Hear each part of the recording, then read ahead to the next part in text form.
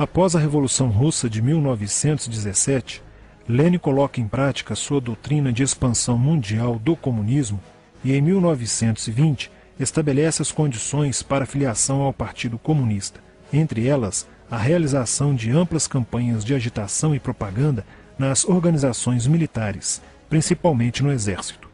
Em 25 de março de 1922, nasce o Partido Comunista do Brasil, o PCB. O novo partido aceitava as ordens diretas de Moscou. Em 1927, partindo da teoria à prática, o PCB criou uma frente única operária e iniciou um trabalho de infiltração nos quartéis, influenciando Luiz Carlos Prestes, capitão do Exército, a aderir ao comunismo, fato que se deu em março de 1931. Em abril de 1935, Prestes foi incumbido pela direção da Internacional Comunista de promover um levante armado no Brasil. O movimento tinha por objetivo derrubar o presidente Getúlio Vargas e tomar o poder. Liderados pela Aliança Nacional Libertadora, militares inclinados ao comunismo iniciaram a rebelião no dia 23 de novembro de 1935, dentro dos quartéis em várias partes do país.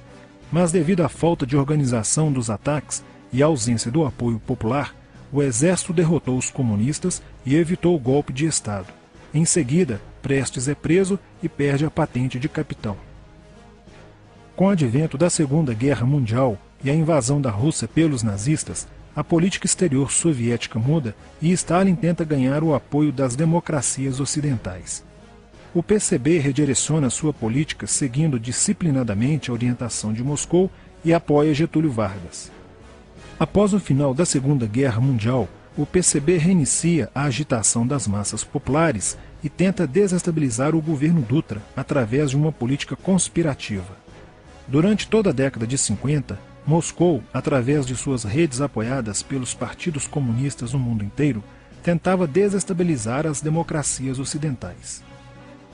Como consequência, nessa época, em muitas universidades ocidentais, predominava uma visão social esquerdista, sendo que grande parte do terceiro mundo aclamava o modelo soviético como a estrada para a justiça social. Muitos intelectuais se declaravam marxistas. Assim, a conjuntura era altamente favorável ao comunismo, o que provocou sua expansão dramática até o final da década de 50, com a vitória da Revolução Cubana. Isso fez o PCB defender com mais intensidade a luta armada como a única solução viável e progressista dos problemas brasileiros. A União Soviética, destinada a aumentar o seu campo de influência no continente americano, despertou interesse pelo Brasil, um país de dimensões imensas, fronteiriço com quase todos os países da América do Sul, país estratégico no cenário mundial que poderia pender o fiel da balança para o lado comunista. Nos primeiros anos da década de 60, o Brasil passou a viver período de crescente instabilidade política, militar e institucional. Em 1961, Luiz Carlos Prestes encontrou-se com Nikita Khrushchev em Moscou para planejar a Revolução Agrária no Brasil. Neste mesmo ano, no governo de Jânio Quadros, o Partido Comunista Brasileiro enviou a Cuba, com apoio de Fidel Castro, dezenas de brasileiros para o treinamento político-militar, visando a preparação de quadros revolucionários para desencadear ações de guerrilha rural e urbana no Brasil. Os chineses também colaboraram para a tentativa de implantação do comunismo no Brasil, recebendo na Academia Militar de Pequim, em 1962, um primeiro contingente de brasileiros, visando a formação de quadros guerrilheiros para o movimento que viria a ser implantado na região do Araguaia. No nordeste do Brasil, Francisco Julião organizava as ligas camponesas, com militantes treinados em Cuba. O apoio cubano concretizou-se no fornecimento de armas e dinheiro, além da compra de fazendas em Goiás, Acre, Bahia e Pernambuco, para funcionar como campos de treinamento. No dia 4 de dezembro de 1962, o jornal O Estado de São Paulo noticiou a descoberta e o desbaratamento de um campo de treinamento de guerrilha no estado de Goiás, em uma das 3 fazendas pertencentes às ligas camponesas. Enquanto isso, Goulart governava o país de uma forma pendular. Ora pendia para o lado dos comunistas, ora para o lado dos conservadores. Em setembro de 1963, tudo indicava que o país caminhava para uma revolução de esquerda, principalmente com João Goulart apoiando a sindicalização de sargentos, promovendo a quebra da hierarquia e da disciplina nas Forças Armadas. Em 4 de outubro de 1963, Goulart solicita o estado de sítio ao Congresso Nacional, pelo prazo de 30 dias. A manobra foi repelida pelo Congresso e João Goulart passou a conduzir ações no sentido de implementar o projeto golpista que desaguaria em um regime totalitário de esquerda. Insuflado e orientado por seu cunhado Leonel Brizola, pregava a necessidade de reformas de base e a implantação de uma república sindicalista. Controlando o aparelho sindical, o governo promovia o grevismo, a anarquia e o caos. O país passou a viver dias de intranquilidade, estagnação econômica e inflação descontrolada. Em meio à crescente radicalização do ambiente político, Leonel Brizola era a liderança que unificou as esquerdas na frente de mobilização popular, criando o grupo dos 11 companheiros para tomar o poder pela luta armada. Segundo Brizola, o grupo dos 11 seria a vanguarda avançada do movimento revolucionário, a exemplo da Guarda Vermelha da Revolução Socialista de 1917 na União Soviética. Alheio às críticas que lhe endereçavam militares e oposição civil, João Goulart e o PCB mantinham entendimentos constantes. No dia 13 de março de 1964, um comício realizado na Praça Central do Brasil, no Rio de Janeiro, ficou conhecido como a Comissão das Reformas. Mais de 100 mil pessoas participaram, pedindo a legalização do PCB e a entrega de armas ao povo para a luta armada. No palanque estavam João Goulart, Miguel Arraes e Leonel Brizola. No dia 19 de março aconteceu a primeira Marcha da Família com Deus pela Liberdade, que reuniu 800 mil pessoas em oposição ao comício do dia 13, em demonstração do descontentamento de grande parte da população com os rumos que tomava a situação nacional, principalmente devido à impressionante demonstração de força, o tom radical dos discursos de Arraes e Brizola e a profusão de cartazes com a foice e o martelo.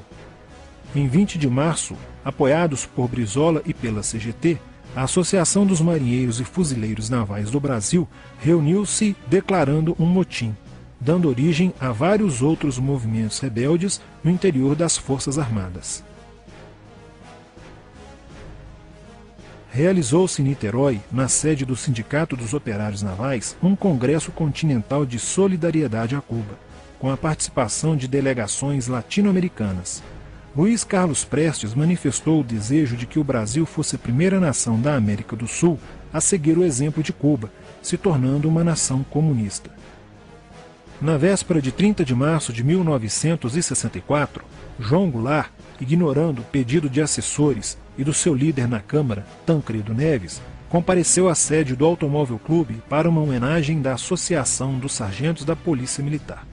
No seu discurso, Goulart defendeu a mudança na Constituição para que pudesse concorrer às eleições presidenciais de 1965, desagradando a Carlos Lacerda, Magalhães Pinto e Juscelino Kubitschek, pré-candidatos à presidência da República.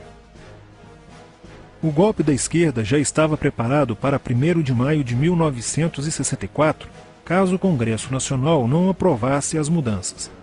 A imprensa brasileira, bem como importantes setores da Igreja Católica, do meio empresarial e a maior parte do Congresso Nacional, exigiam ações das Forças Armadas para conterem os comunistas no Brasil.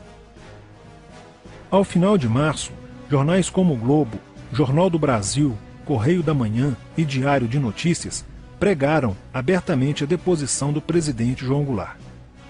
Nos bastidores dos acontecimentos, os serviços secretos dos Estados Unidos e da União Soviética trabalhavam intensamente, tentando cada um fazer a balança pender para o seu lado, não medindo esforços para levarem o Brasil a uma guerra civil. O general Olímpio Mourão Filho resolveu partir com suas tropas sediadas no estado de Minas Gerais para o Rio de Janeiro. O general Castelo Branco, ao saber disso, telefonou para Magalhães Pinto, governador de Minas Gerais, com o intuito de segurar o levante.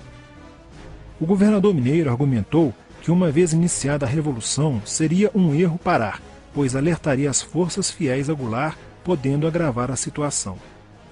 A falta de reação do governo Goulart e dos grupos que lhe davam apoio foi notável. Não se conseguiu articular uma reação armada por parte da esquerda. também fracassou uma greve geral proposta pelo Comando Geral dos Trabalhadores, em apoio ao governo. João Goulart, em busca de segurança, viajou no dia 1º de abril do Rio de Janeiro, onde se encontrava no momento da Revolução, para Brasília, e em seguida para Porto Alegre, onde Leonel Brizola tentava organizar a resistência. Mas João Goulart desistiu de um confronto militar com os revolucionários e seguiu para o exílio no Uruguai.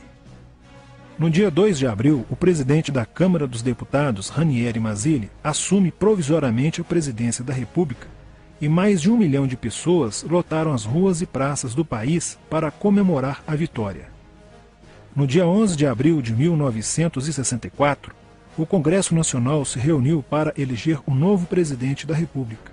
O general Castelo Branco, aclamado por grande parte da sociedade brasileira, apoiado pela imprensa e por importantes setores da Igreja Católica, além de contar com a aprovação de grandes líderes políticos, entre eles Juscelino Kubitschek, precisava de 238 votos para ser eleito em primeiro turno, e acabou recebendo 361 votos.